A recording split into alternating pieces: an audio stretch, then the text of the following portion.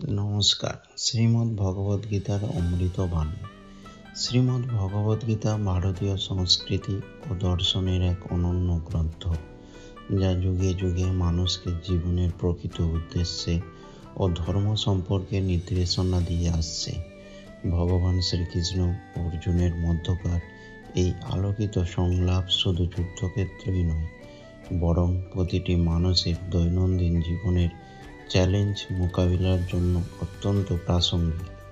এই গ্রন্থের প্রতিটি শ্লোক গভীর অর্থবহ এবং জীবনের জিজ্ঞাসুদের জন্য পথপ্রদর্শক। এখানে আমরা গীতার কয়েকটি গুরুত্বপূর্ণ শ্লোক ও তাদের ব্যাখ্যা উপস্থাপনা করছি, যা আমাদের আত্মতত্ত্ব ও কর্তব্যবোধ আধ্যাত্মিক জ্ঞানের গভীরে পৌঁছাতে সাহায্য করবে।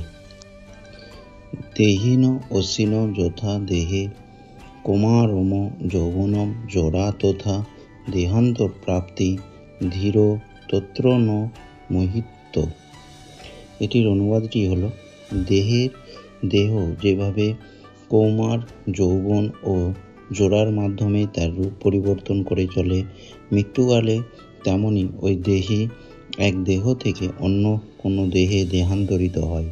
স্থিতিপ্রজ্ঞ পণ্ডিতেরা কখনো এই পরিবর্তনে মুহ্যমান হন না। তাৎপর্যটি হলো, যেহেতু প্রত্যেকটি জীব আছে একটি স্বতন্ত্র আত্মা, কিন্তু প্রতি মুহূর্তে প্রত্যেককেই তার দেহে পরিবর্তন করে চলেছে।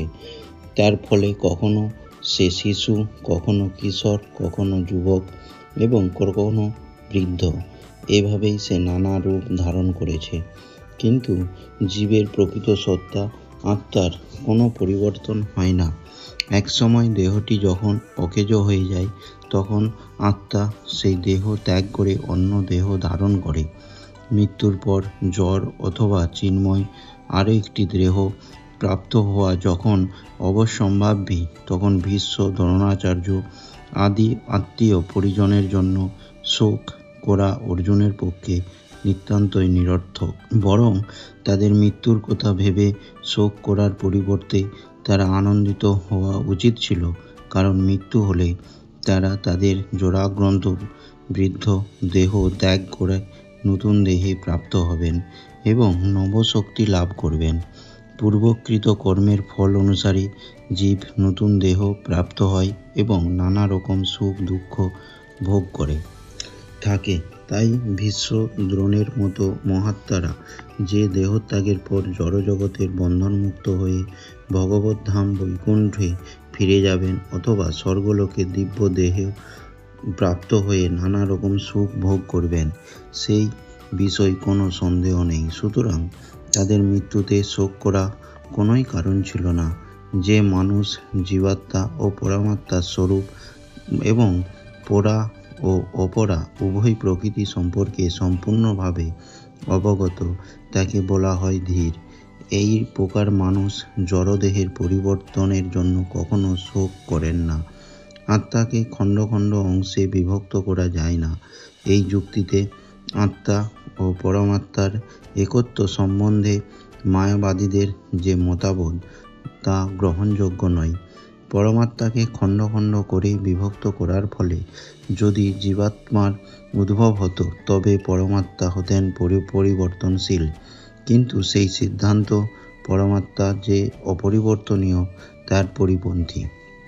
গীতাতে ভগবান বলেছেন, পরমেশ্বরের অংশ জীবাত্মা সনাতন এবং তাকে বলা হয় ক্ষর, অর্থাৎ তার জড় প্রকৃতিতে পতিত হবার প্রবণতা থাকে।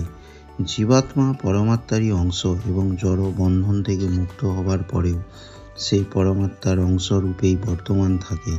তবে মুক্ত হবার পর সে সৎ, চিৎ ও আনন্দময় দেহ প্রাপ্ত হয়ে ভগবত ধামে ভগবানের সহচর্য লাভ করে। জলে যখন আকাশের প্রতিফলন দেখা যায়, তখন তাতে সূর্য, চন্দ্র, এমনকি তাদেরও পর্যন্ত দেখা যায়। তারাগুলিকে জীবাত্মার সঙ্গে তুলনা করা চলে এবং সূর্য অথবা চন্দ্রকে পরমেশ্বরের সঙ্গে তুলনা করা চলে। অর্জুন হচ্ছেন স্বতন্ত্র অনুচৈতন্য বিশিষ্ট জীবাত্মা এবং বিভু চৈতন্য পরমাত্মা হচ্ছেন ভগবান শ্রীকৃষ্ণ জীবাত্মা ও পরমাত্মা সমপর্যায়ভুক্ত নয়। চতুর্থ অধ্যায়ে প্রথমেই তা আমরা দেখতে পাব। অর্জুন যদি শ্রীকৃষ্ণের সমপর্যায়ভুক্ত হতেন এবং শ্রীকৃষ্ণ অর্জুনের ঊর্ধ্বত্ব না হতেন, তাহলে তাদের মধ্যে গুরু শিষ্যের সম্পর্ক গড়ে ওঠা কখনোই সম্ভব হতো না। তারা দুজনেই যদি মায়ার দ্বারা মোহাচ্ছন্ন হতেন, তাহলে একজন উপদেষ্টা এবং অন্যজন উপদেশ গ্রহণকারী হওয়া কোনো প্রয়োজন ছিল না। এই প্রকার উপদেশ অর্থহীন হয়ে পড়ে, কারণ মায়ার কবলিত কেউ প্রামাণিক উপদেষ্টা হতে পারে না।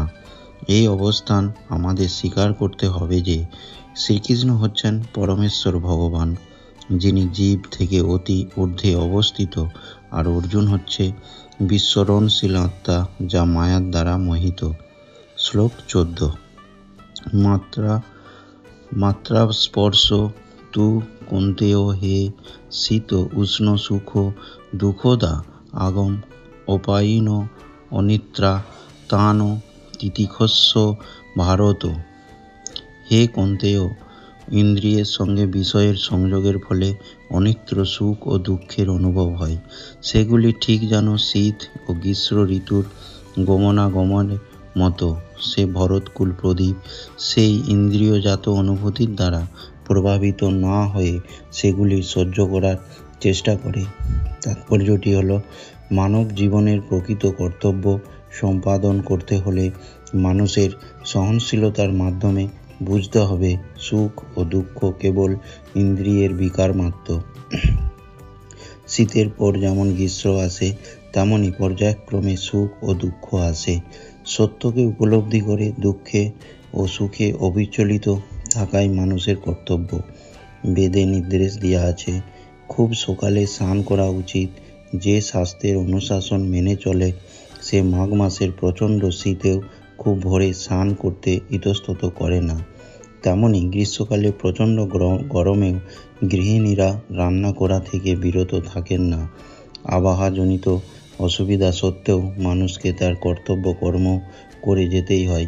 তেমনি যুদ্ধ করাটাই হচ্ছে ক্ষত্রিয়ের ধর্ম, এবং কর্তব্যের খাতিরে তাকে যদি তার আত্মীয় বন্ধুদের সঙ্গে যুদ্ধ করতে হয়, তবুও সে তার কর্তব্য কর্ম থেকে বিরত হতে পারে না।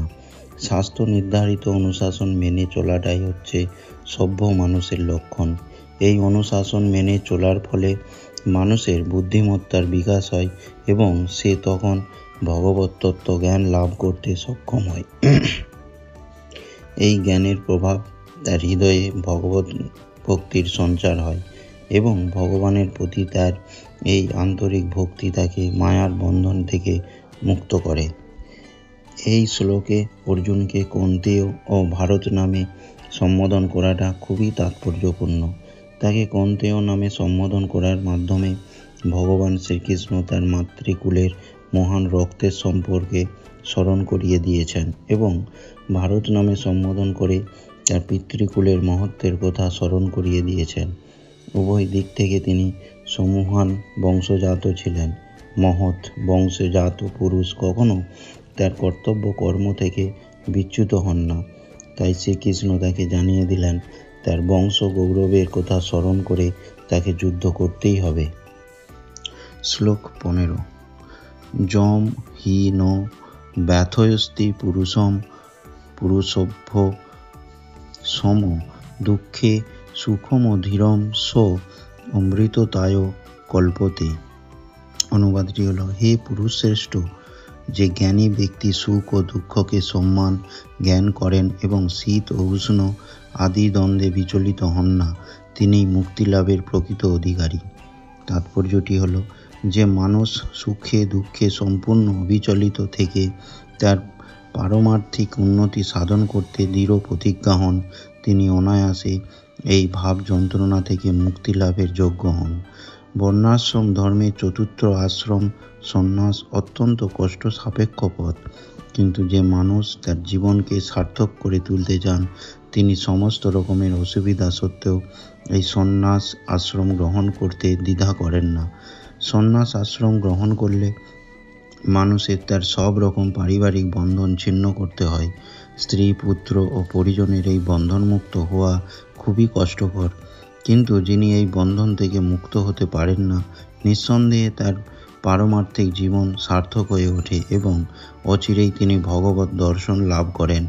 ঠিক তেমনি অর্জুনকে তার ক্ষাত্র ধর্ম পালন করার উপদেশ দিয়ে ভগবান তাকে বলেন, এই ধর্মযুদ্ধে তার আত্মীয় পরিজনদের সঙ্গে যুদ্ধ করা যদিও অত্যন্ত দুঃখদায়ক এবং কষ্ট সাপেক্ষ, কিন্তু তবুও তার কর্তব্য কর্ম সম্পাদন করবার জন্য তার দেহজাত আত্মীয়তার বন্ধন থেকে তাকে মুক্ত হতে হবে এবং যুদ্ধ করতে হবে। শ্রী চৈতন্য মহাপ্রভু 24 বছর বয়সে সন্ন্যাস গ্রহণ করেন। ঘরে তখন তার যুবতী স্ত্রী এবং বৃদ্ধা মাতা ছিলেন। তাদের দেখাশোনা করার জন্য কেউই ছিলেন না, কিন্তু তা সত্ত্বেও মহত্তর উদ্দেশ্যে সাধন করবার জন্য তিনি তাদের পরিত্যাগ করে সন্ন্যাস ধর্ম গ্রহণ করেন। মায়ার বন্ধন থেকে মুক্ত হবার এই হচ্ছে উপায়।